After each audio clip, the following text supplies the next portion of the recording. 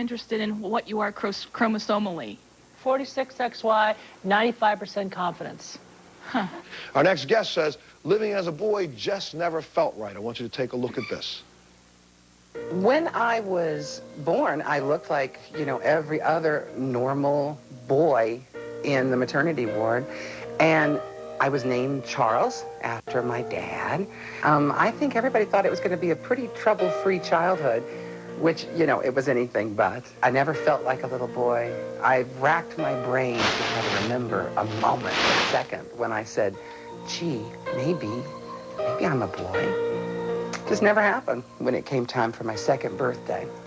My mom asked me what I wanted, and so I said, I want a baby doll. I don't care if I don't get anything else. I want a baby doll. But it wasn't until school, really, that I realized that the whole world thought I was supposed to be a boy. I got in trouble my first day of school for going to the girls' bathroom. By the time I was in the 5th grade, I noticed that there were some physical changes happening, and that was the development of breasts. By the time I was 12 in the 6th grade, I was a C cup, which, again, beat out every other girl in school. One day I was at the pool, and the lifeguard said, hey, you're kicked out because there's no swimming without a top.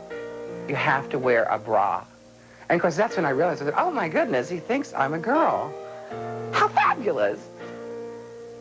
How fabulous. Please welcome Catherine to the show.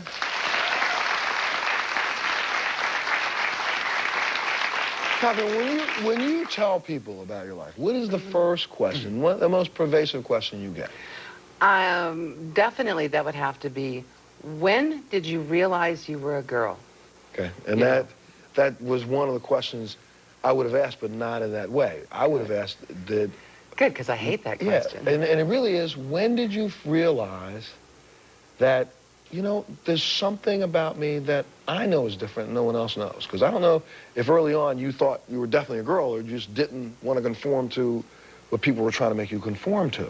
No, I would say that's exactly the way it was. It wasn't until I started school that I really realized that the whole world thought I was a boy. And I was massively confused by that.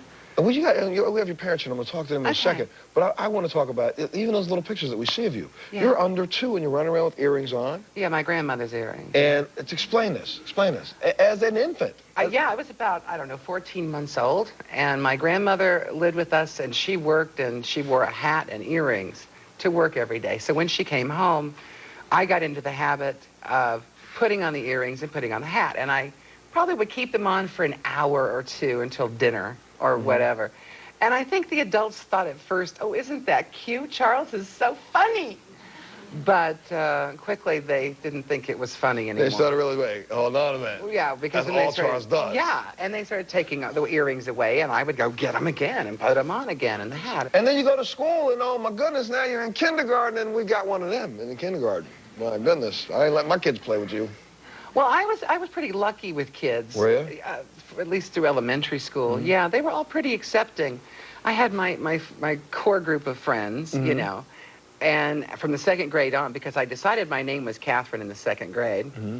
As long as my friends would call me Kathy, away from adults and away from school, then everything was great. But the same thing with Hannah. You had difficulty trying to do the boy things. Meaning like sports, rough and tumble sports. I never did them. Right. I never did them. But I think the difference between Hannah and I is that there was never a moment of doubt in my mind that I was female. Okay, so here we are. Your parents, they got this confused kid, but we're going to make sure, damn it, he acts like a boy. Right. So you better be a boy. Now you start being a boy, and all of a sudden, oh my goodness, you turn 13 years old? 13 was a bad 13 year. and 14, didn't something start happening? Well, actually, it started earlier. I was an early developer. I was the first kid in my 5th grade class who needed a bra.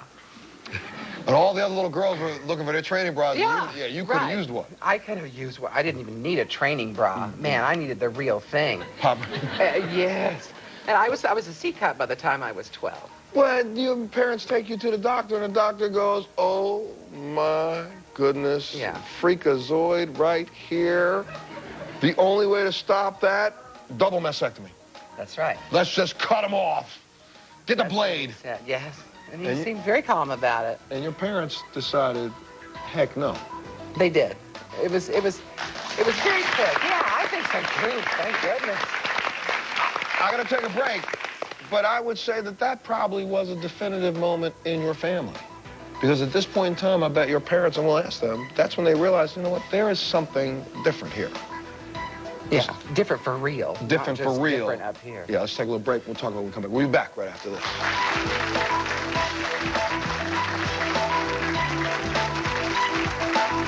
When I was a teenager, I realized that my masturbation was out of control. And so I said, okay, I made a deal with myself. I said, you will not masturbate any more than once every 2 hours.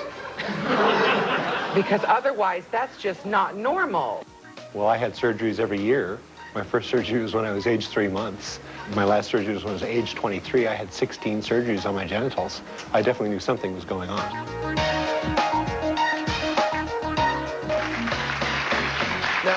Now, please welcome Catherine's parents, Doris and Lemoyne, to the show. Welcome them both. Thank you so much for being here.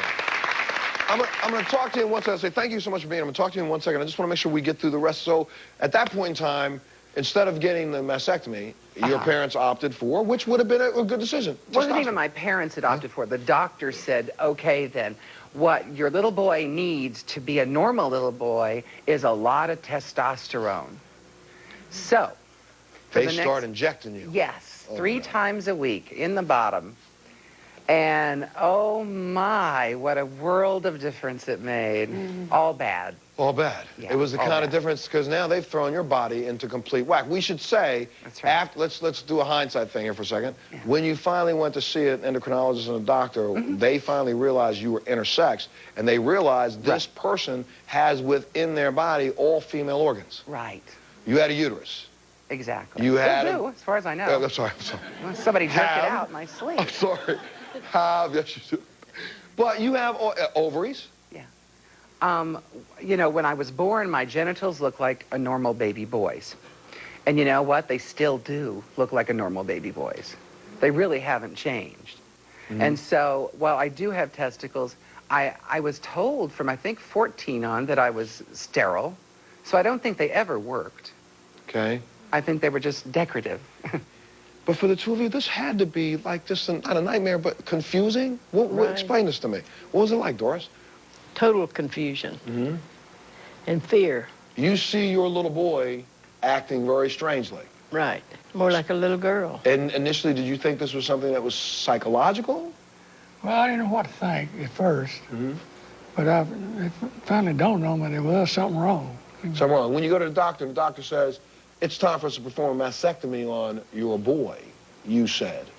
Because I couldn't hardly believe it at first, you know. Okay, so you said no to the mastectomy, but yes to the injections. And we later find out, right, Catherine, that the injections, during this period of time, it's wreaking havoc emotionally and physically. Oh, yeah. And in every way, shape, or form. It's making you grow hair, but at the same time, it also drove you to suicidal thoughts. Yeah, well, what it did was it kicked in a sort of, it is bipolarity, which I don't think I'd had prior to that, but I have had for the rest of my life since. So how did we stop the hormone injections? Did you just stop it yourself? No, the doctor eventually tapered off after about a year. But what had happened was he got my glands to produce at that ultimate rate. Right. So that they didn't need the shots anymore. I was still pumping out testosterone. Oh my gosh, yes. You wouldn't believe libido. You want to talk about libido? I gotcha. When I was a teenager, I realized that my masturbation was out of control, and so I said, okay, I made a deal with myself. I said, you will not masturbate any more than once every 2 hours. Because otherwise, that's just not normal. To do a show like this, what bugs me is that I have to leave out so much, because now I've got to jump and say, when did you realize I want to go see a doctor and really find out what's going on in my world? Well, as a teenager, I was aware of transsexualism, and I was exploring all kinds of things because there was nobody around to tell me what I was. I had to go try different things. I thought, oh, well, maybe you're gay. So when I was 16 years old, I was stamping hands in a big gay bar. No, that didn't work. Then I said, okay, well, maybe you're a drag queen. You're a female impersonator. So I became a female impersonator for one night. Hated it. And then I said, oh, well, maybe you're a transsexual. And I found a doctor who specialized in treatments of transsexuals. And he said, well, certainly you're exhibiting a lot of things which might lead us to believe you are a transsexual. So I spent about 3 years, maybe 4, in that thinking I was a transsexual. And I was okay with it. Mm-hmm. I was like, fine. I don't care what I am as long as I know what I am. You are. When did you find out that you truly were intersex? You really want to know? Yeah. I went to see an astrologer. Okay? Oh, that's right, yeah. Yeah. And we sat down. I was so excited. I was like, oh, yeah, tell me all about myself. And the first thing he said was, well, tell me about your twin. And I said, what twin? And he said, well, is it a male or a female? I said, I'm an only child. And he said, you can't be, because everything in your chart points to being a twin. And I said, I don't know what to tell you. I think they would have told me if I was a twin. So I went home, ran into Mom, and I said, you know, I went to this astrologer today, and he said to me that I was a twin. Isn't that bizarre? I mean, my dad's a twin, but I'm not. And Mom went, yeah. Yeah, basically. She was like, well, we never thought to tell you that for the first 8 weeks of my gestation, there were 2 of us in the womb, and that one of us miscarried. And that's the week before gender's determined, by the way. So in some way, shape, or form, that abrupt shock to the uterus could have, now I say that, could have, but then again, we don't know for a fact. No, we don't know. And I want to, in some way, shape, or form, by the end of the hour, maybe try to turn this from being some sort of a medical malady. Maybe this is what they were supposed to be. Stop for a second. It is only Western Christianity and these thoughts that have to have such a definitive line between male, female. What if God decided, I want some people walking around the planet that are this way? Now what do you say? There is a third category. What do you say to that? Ooh, look at all the faces right now. Look at them. We'll take a break. We'll be back right after this.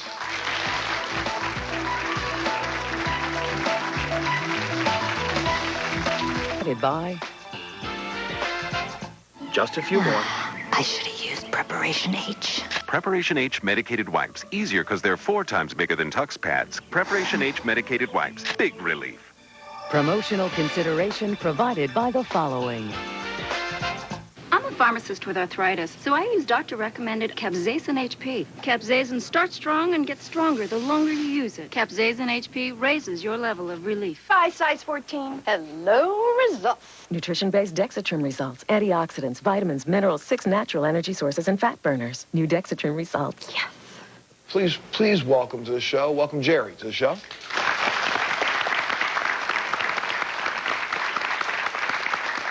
And Jerry, different than our first 2 guests, this is something that I think would surprise me. You didn't find out that you were born a female until when? Within the last year. Within the last year? Correct. Now, you got to explain this to us. Okay. I was going through my medical record searching for some other information and ran across a medication that was given triple sulfa vaginally. Wait, you ran across a medication that was given to you vaginally? Correct. So then when you start digging into this, you start to find out that you had undergone as a child how many surgeries? 3 or 4. 3 or 4. And that's... It could have been 3 or 4. It might have been 5. Or 6. Or 6. Part of the reason for the secrecy about this was? A possible research project that may have been occurring in the medical profession. It's real hard to say. The medical records, some hospitals, they don't exist any longer. So you can't even find out why. Were you were adopted, or were you? No. No. Your parents raised you? Correct. Along the way, during this period of time, multiple people had multiple say about what they thought you should be. That's correct. Some people tried, some family members tried to make you be all girl first? All girl first, and then during the surgery to boy. To boy? And then at age of 9, back to girl. Back to girl. And then when they tried to make you back to girl, they realized who realized that was wrong? That's correct, and that's when I became rebellious and said, enough is enough. Enough is enough. Now, when you looked at those medical records, it also said that you had inside, you had a uterus? That's correct. You had all female organs inside? Correct. Ovary, testy on one side, ovary on the other. So it'd be true hermaphrodite. Okay. Then, after the surgery, they kept your testicle? Or do you know? I don't know. But you do know that you would assume that you fathered a child? Correct. You've been told you fathered a child? Yes, I have. Did you ever take a DNA test on that one? No. Okay, that's all right. But she looks just like me, so. That's cool. All right. But I say, well, but then again, you know, come on. Here I am. I'm going to be one of those people. How could you father a child if you don't have the plumbing to father a child with? You do have the plumbing. I didn't mean the apparatus. I meant, you know, the plumbing part, like, you know, the testicle part that makes sperm, or... It's actually, I believe, the same as what Kathleen was going through, where they gave so much testosterone therapy that the body started to generate its own. Wow. And I'm not a doctor, so I can't, you know, confirm that or verify that. But none of this did you, after you got off the hormones, now you're moving forward, you know you're a guy, you just march on smartly in life, right? I thought. You thought. But when I say march on smartly, you went ahead and got married? Correct. You dated women, got married, you were married for how long? We've been married 20 years now. 20 years. Normal, typical marriage. Wonderful marriage. Wonderful marriage. And your wife, your ex-wife, your wife, not your ex-wife, your wife had already had children. Correct. Had a tubes tied. Correct. So there was no question about children. That's right. So you move on smartly. So now what was it like? I gotta ask her, we'll take a break. So you're married, all of a sudden you come home one day and you say, hey baby, guess what? I mean, it ain't nothing but, I used to be a woman, but that's okay. Because you know I'm a man right now. What did she say? She thought I was off my rocker. I'm with you. Let's find out. We'll take a break. We'll be back right after this. His wife, Cheryl, to the show. Welcome up. Please, Cheryl. Huh? What was your reaction when he came? I was shocked. Were you? Very shocked. And it wasn't really that he just came home and said something. He talked about the medical records and stating that if he had this medication administered, then he would have to have had a vaginal opening. And I said, I didn't want to believe it. I didn't believe it at all. I didn't believe it. And I said, you have to find the answers. And I had to know. And because I'm like any other lady, I want to know that I'm married to Prince Charming and that he's just all Prince Charming. But my eyes were really open through a long process. And then when you find out the truth of the matter is, it's Prince Charming, but Prince Charming is just different than other Prince Charmings. Right. So there's nothing wrong with you still got Prince Charming, he's just a little bit different. One of your biggest fears was what? That he might leave. And I talked to him about that. I asked him, does this mean after all these years of marriage that you might be interested in a man? And he said, no. He said, I picked you for my life, and I loved you then, and I always will. And I said, I'm glad that you said that. Please welcome Linnell to the show. Welcome her. And, you know, a lot of people may, right now, the camera's in on you, they're going, I remember her, I think. She did the Montel show before. Linnell was on our show before, on a show with some young people who were trying to talk to their fathers or mothers. Right. The parent that they always had. And had a young lady on the show who swore up and down that Linnell was her father. Right. The father that she saw dressing in drag would not even talk to her. Right. We did a DNA test, and it came back that you were not her father. Exactly. However, how is your relationship with her now?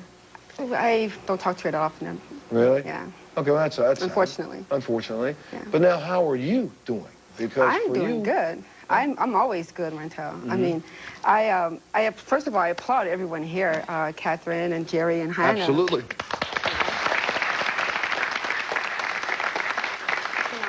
I work work with the Intersex Society of North America, and what we do is we send out speakers to different college campuses or organizations to educate people about intersex issues. And when I hear you were doing another show, I had to be here, Montel. You know, I flew straight here from Chicago just to congratulate you for what you do, for what you're doing. I mean, this is fantastic. Woe be it to me to try to put you or anybody like yourself down in any way, shape, or form, because you could be my child. Right. And if you were my child, I would love you the same way. Okay. So, but you understand, and very clearly, that day of the show, and I mean, we got a lot of phone calls about that, and they were all very positive. I got a lot of, I saw people in the street that saw me. I'm going to school right now for graphic art at Triton College in Chicago, and somebody in my class saw me. I'm drive through at McDonald's, and somebody saw me, and I'm like, oh, man, you know. But it was all positive. It was all positive, and the good part is a lot of people were educated about intersex issues. A lot of people were awakened and aware that it's not so much male and female anymore, and not that it ever was. Right. But they're becoming aware that people are walking outside of that shame. They're stepping outside of the secrecy, and they're saying, hey, you know, I'm intersex, I'm a hermaphrodite, and this is who I am. Right now today, there are more people, and we've got a doctor here, we'll talk. Well, welcome, Dr. DeVoy, to the show. We'll take a break.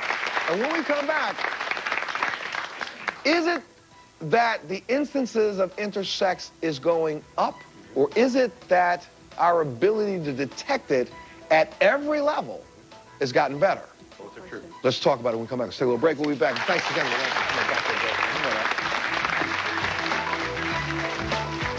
This is Dr. Howard DeVore to the show.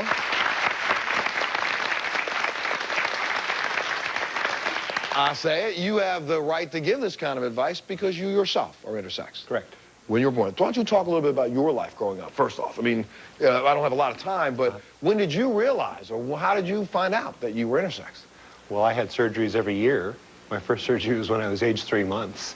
My last surgery was when I was age 23. I had 16 surgeries on my genitals. I definitely knew something was going on. Something was going on. Yeah. And during that period of time, and this is something maybe you could help us out clinically right now so people can understand. When you are intersex, that means that you are born with some variant of both forms of genitalia and sexual organs. It really is, you're born between the sexes. Okay. That's why it's intersex. Okay, explain that just a little bit better. So some people can be born between the sexes but have 70% female and 30% or 80% female, you know what I mean? That's the hard part for people to put their hands around. Why don't you explain a little bit of that? Well, the fact is that if there are no hormonal transformations during gestation, while the baby is developing in the womb, then the baby will always be born appearing female in the external genitalia. But with the addition of what are called androgens, which is male-making hormones, there's a series of transformations that change what would have been female-looking genitalia into male genitalia. And at any point, that could be interrupted, and you get something between female and male. But internally, for yourself, okay, for a person like you started undergoing operations early on. Obviously, they also started hormone treatments. No? I didn't take hormones until I was in my early 30s. I made enough of my own hormones on my own. Okay, so therefore, man didn't decide what you are. They just helped you redefine, right? Or define? I don't know what it was. There are plenty of kids who were born like me who were altered to live as girls. Okay. And that's because they take away the glands that make the male-making hormones and then give them female-making hormones instead. Okay. Yeah, if you want to say something. I just want to say, if there's someone that knows someone who may have an intersex child, they can contact the Intersex Society of North America at www.isna.org. There are a lot of support groups on the internet. My name is Linnell Stephanie Long, and if you go on the internet and just enter my name in the search engine. This is a point I want to make to maybe to those people who are watching the show trying to figure this out. Do not intersex people. If let's say today, I'm married, I have a baby today, and my baby is born, and the doctor says, I really believe your baby's intersex, and we need to make a decision. I feel like I should say to him, you know what, no, you're not making a decision. Exactly. Homeboy, you just wait. Yeah. And send me to someone who can help me raise my child to understand who they are. Exactly. And then when they hit puberty, they'll gravitate towards what they would want to be. Naturally, it can happen earlier. It can happen earlier. It would happen earlier. The child often will tell us if they feel like they're more one sex or the other, or they may, in fact, like I have chosen, to identify as an intersex person, neither male nor female. Okay, so neither male nor female. And so how do you navigate a society that is all male or female? Well, in social situations, I can have this appearance. I can present as a male. I pass as a male. But my internal psychology is not that of either a male or a female. I'm an intersex person. And I have found out that, in fact, I prefer intersex partners. And when you finally had that acceptance, what did you say to you? What I said to me was, it's fun passing as a male. Okay? It's fun passing as a male. I don't want to live up to being a male. I want to live up to being an intersex person, because that's who I really am. But passing as a male on the street is kind of fun. We'll take a little break. We'll be back right after this. Is because the number of people who are intersex is on the rise. Correct. The number of people who are actually functioning with our society, within our society, that are intersex, are people that majority of us don't know. But you see every day. But you see every day.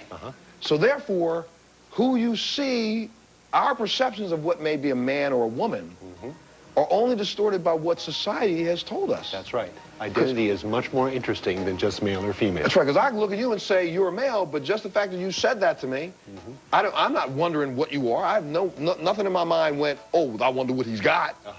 What went in my mind was, you know, that must be a trip for you. Because, honestly, well, you have every possibility on the planet. That's correct. You can never go without a date, you know what I'm saying? What'd you laughing at? Thank you so much for being here. Good to see you, Montel. Honestly, thank you enough for being here. Thank all of our guests for being here. And this is something I'm hoping that we all begin to understand. It takes all of these pieces of a puzzle to make one puzzle whole. And I think we should accept every piece for what it is. A lot of time. Join us for the next one.